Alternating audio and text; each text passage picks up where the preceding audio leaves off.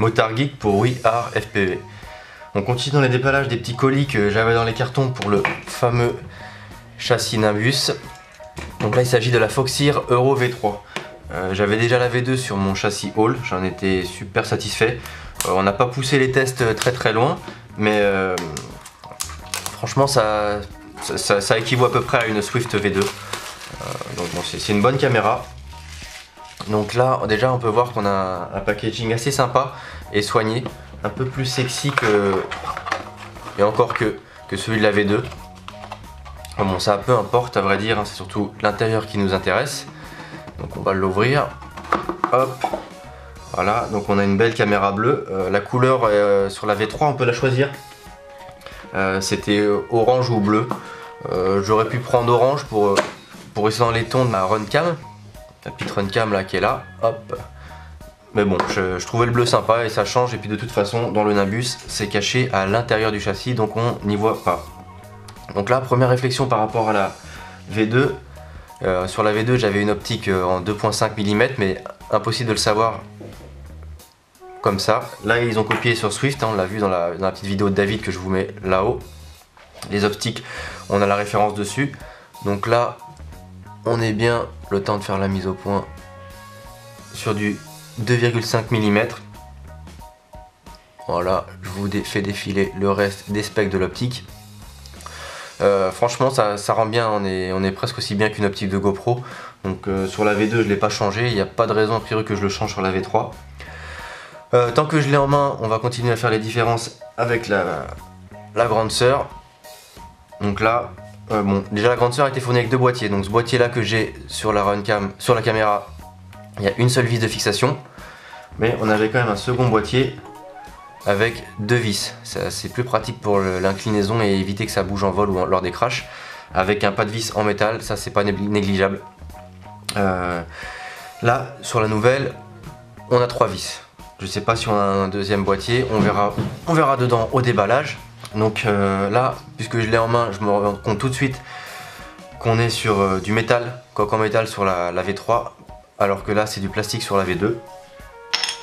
Voilà, la V2 en plastique.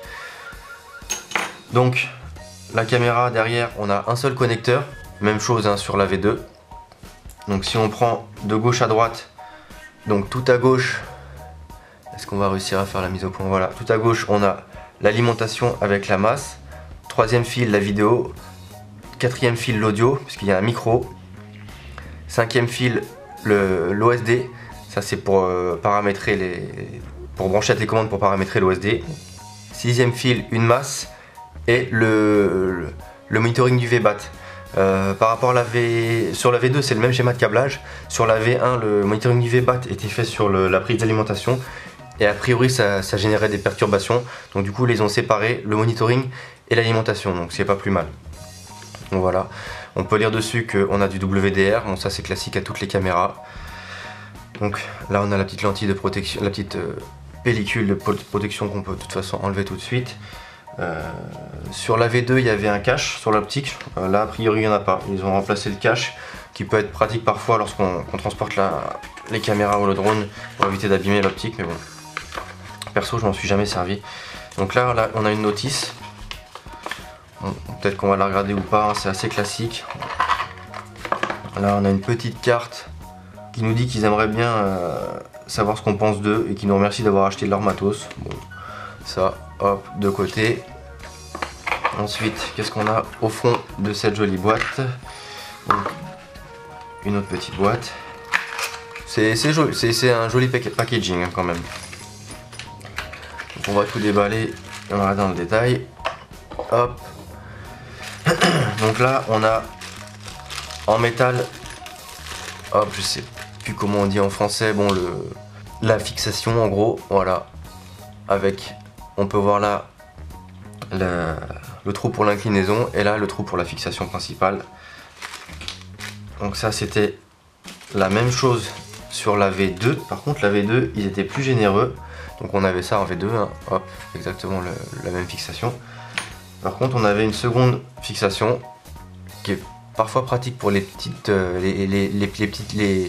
châssis, voilà, pour suspendre la caméra ou même pour non que ce soit hop par-dessus ou par-dessous comme ça, avec l'inclinaison qui se fait comme ça et une vis pour régler sur le côté.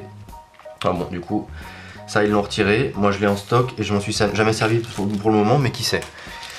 Et donc là, on retrouve la télécommande pour les réglages de l'OSD. Alors l'OSD, il affiche le nom du pilote, ou un pseudo, ou n'importe quoi, un titre.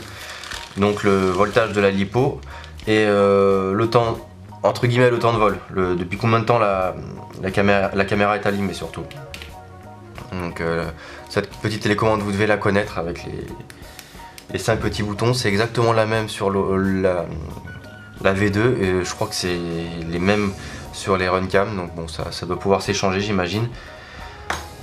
Et voilà, et pour finir, on a la connectique. Voilà. Donc on a tous les fils qu'on a énumérés précédemment, hein, qui se branchent ici. Donc on peut le brancher.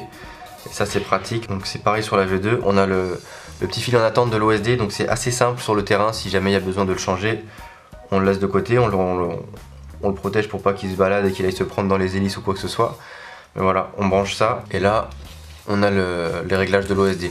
Je vais pas le brancher, là, filmer mon atelier, ça a pas trop d'intérêt. Je ferai un petit DVR lorsqu'elle sera montée dans le Nimbus. Comme ça vous le verrez en vol et je vous montrerai les différents paramétrages de la caméra, hein, ça peut toujours servir.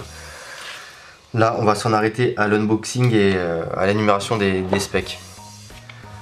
En parlant de specs, j'avais lu sur le site, hein, lorsque je l'ai acheté, que le voltage d'alimentation est passé de 35 volts maximum à 40 volts. Pour nos mini racers, ça suffit largement. Et on a aussi un boîtier qui est 1 mm moins large que la V2. Je sais pas si on va pouvoir le voir. Il y a un effet quand même, ça se voit. Moi en tout cas l'œil je le vois là, je sais pas si vous le voyez, mais la noire à droite est un peu plus large que la bleue. Mais les points de montage restent classiques. Puisque ça se sert décalé là. Donc voilà, joli packaging, prix à peu près identique, mais on a gagné du voltage, de la tension maximum en plus, un joli boîtier de couleur et en métal, une optique labellisée, mais on a perdu quand même le petit capuchon de lentille. Est-ce que c'est compatible avec l'ancienne? Ouais, chose dont je ne me sers pas, mais c'est à noter que c'est plus là.